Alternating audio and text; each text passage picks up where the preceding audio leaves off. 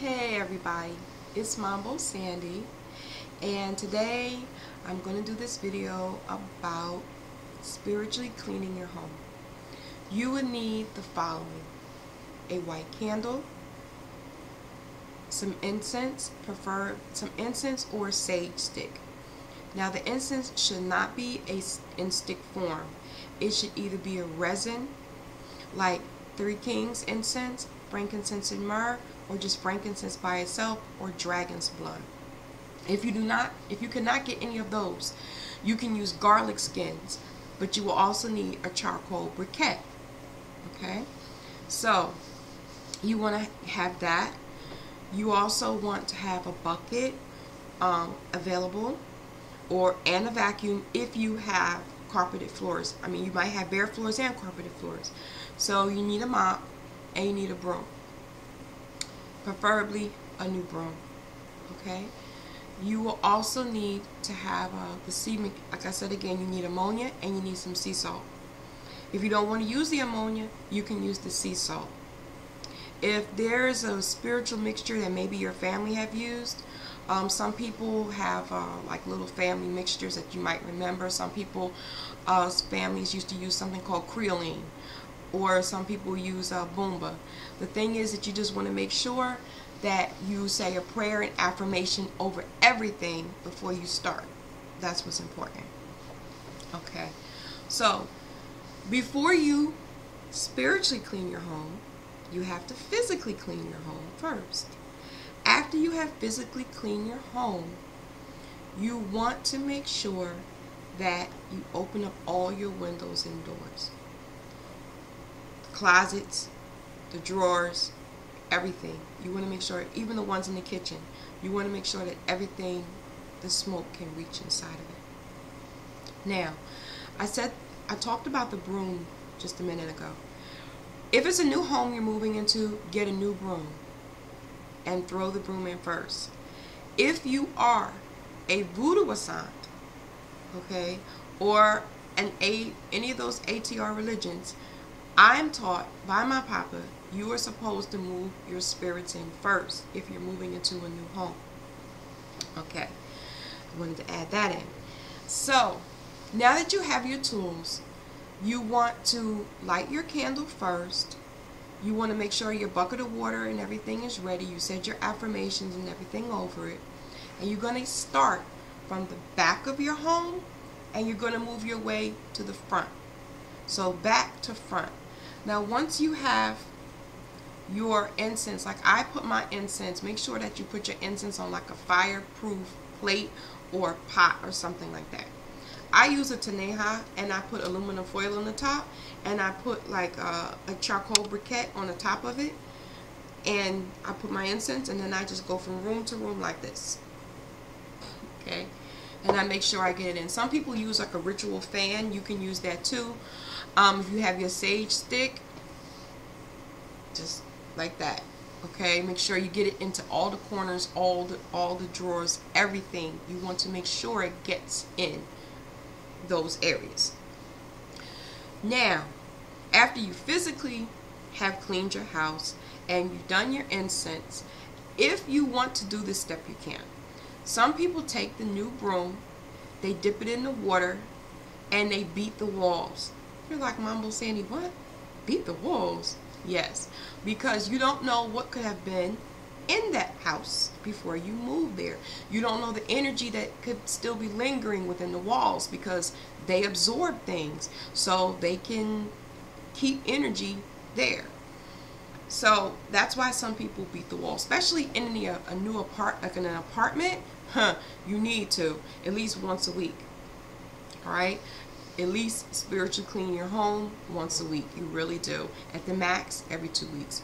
So now that you have incensed your house, all right, you can, and some people might do this step first. It depends on the person. You mop from the back to the front with the mixture. You vacuum, if you wish, from the back to the front. Make sure you have some sea salt in that canister, and then you dump it right away after you're done, tie it up in a bag, and get it out your house. Okay, so let's go over that again. It's very simple. You start from the back to the front of your house. And the whole entire time you're praying, make sure that your candle is lit. Okay? Some people may pray with St. Michael. Others may, talk to their Orisha, their Loa, whoever it is. God, of course, number one, the Creator.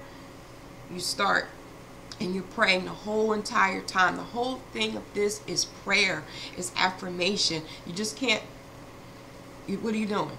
Okay, it might work, it might not. So you have to demand whatever is negative in your house has to get out of the door. It has to leave. It cannot stay there. Nothing that is negative can stay in your house, and you have to mean that. Okay, so just to wrap it up. Oh, and the water. I know you're like, well, Mambo Sandy, what am I going to do with the water? Throw the water outside your house. Not in, like, some people, you can flush. Matter of fact, just flush it down the toilet. Okay? Just flush the water down the toilet. After you flush the water down the toilet, pour some ammonia after it. Okay? I was taught to quiet the drains. Okay? Because things can travel. Remember, wherever there's openings, things can get in. Remember that. Wherever there's openings, things can get in. Okay? So, now that you have cleaned your house, it should feel a little more quiet and calm. You want to keep that calm.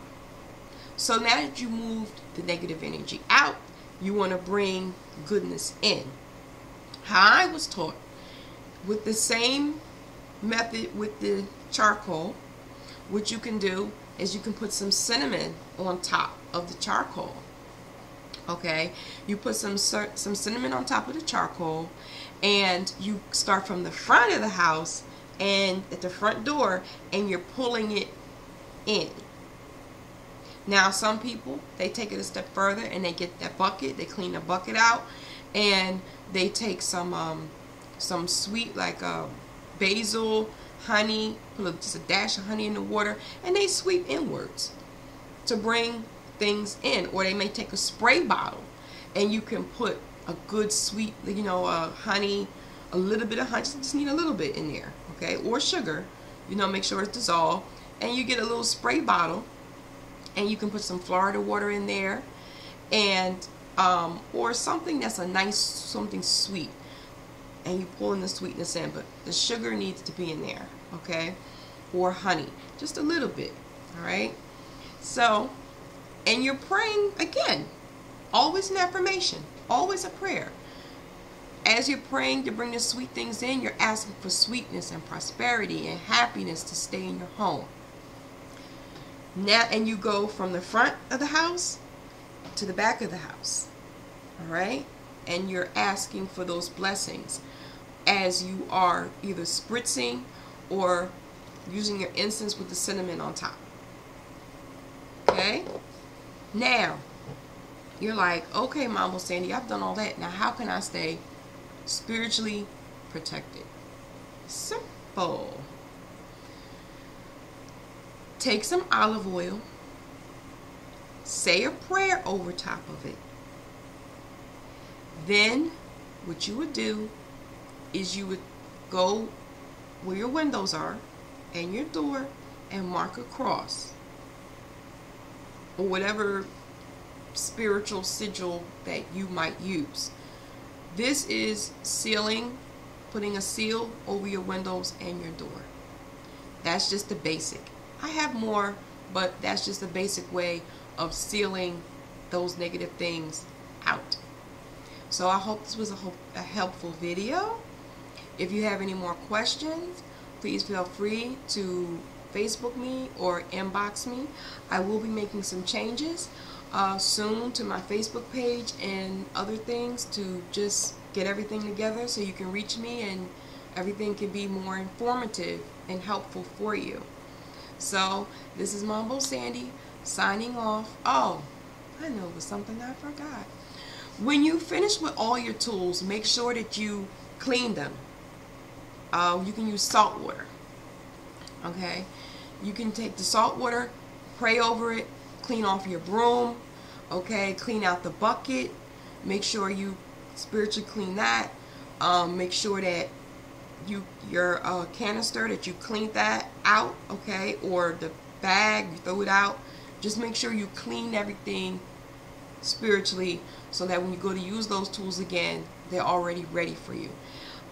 Let the candle burn out, as I know somebody's probably out there, well, what do I do with the candle, Mama Sandy, if it's still going? Just let the candle burn out.